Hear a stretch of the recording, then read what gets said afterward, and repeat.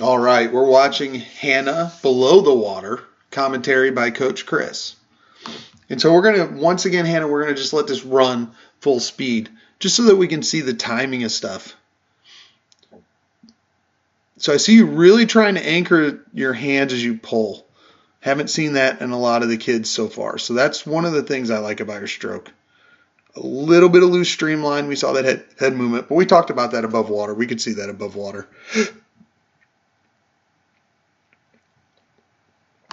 So I like the mechanics of your pull.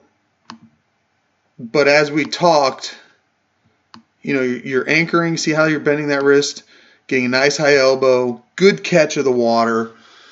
I like it, but we're firing that lead hand too quick. Okay.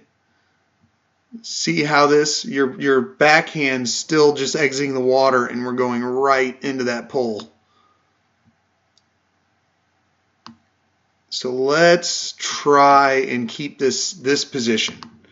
This position right here. Try and hold that arm out there for just a little longer as you let that other arm recover.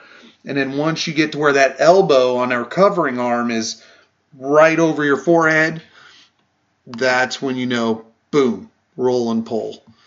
And it's going to make a big difference in how much power you're going to be able to generate at the front of the stroke, especially when you get older. Now, I want you to take a look here, though, because this is something I really like. See this? You can see the bottom of your goggle when you're taking this breath here. That is what we talk about. We talk about a low breath. So that's really good. I like the angle of your head position. Not looking too far down, not looking too far up, right in between. So I'd say your head position is just a little low, but we can try and just lift it up just a little bit. Looking up a little high. You can watch this, see? You're looking up into the turn. So don't lift the head to look for the wall. Let the wall just come into your vision. Here goes that turn. Solid turn.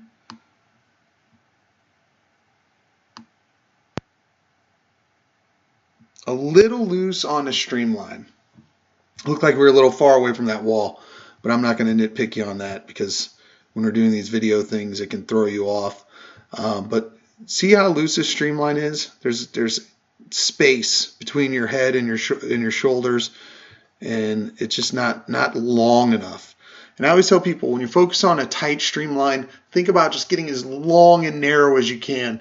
Try and squeeze all the space out between your biceps and arms and the back of your head, and just get a real nice tight squeeze. Because you can see how the head's moving. All that movement is bleeding off energy that you took from the push off of the wall. So you're taking and losing energy because of the drag when we have movement like that. So it's about getting tight and getting still. Things we mention a lot. We try that a lot.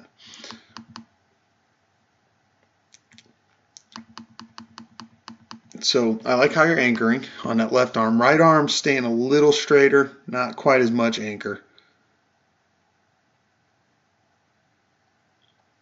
And just a little bit of side-to-side rocking with the body, with the head coming off that breakout. It usually settles down once you're a few strokes into the lap. But when you're going into the turn and exiting the water on the breakout, that's when your head tends to get the most wild. So we can work on that. But really solid. I like the mechanics of your pull. Again, the biggest thing I'm seeing mechanics-wise, I like the head position. I like the actual anchoring and pulling path you're taking underwater. Real big thing for me is just timing that lead arm. Again, just like on the above water video, just try and keep it out there a little longer. Let that arm recover so we can maintain that length of our stroke and get to a power position before we pull that lead arm. Because how you're pulling is good. It's just when you're pulling that we can get a little bit better. That'll help us improve, especially since we got such a good kick back behind us now. Worked really hard on your kick. You keep working on it. The better it gets, the more effective all your strokes are going to get. So we got one more angle we're going to look at. Okay, for the freestyle video, I did a special angle. We're doing a front underwater angle, and that's just for me to see the balance in your stroke in relation to your center line. So let's go ahead and go to that video.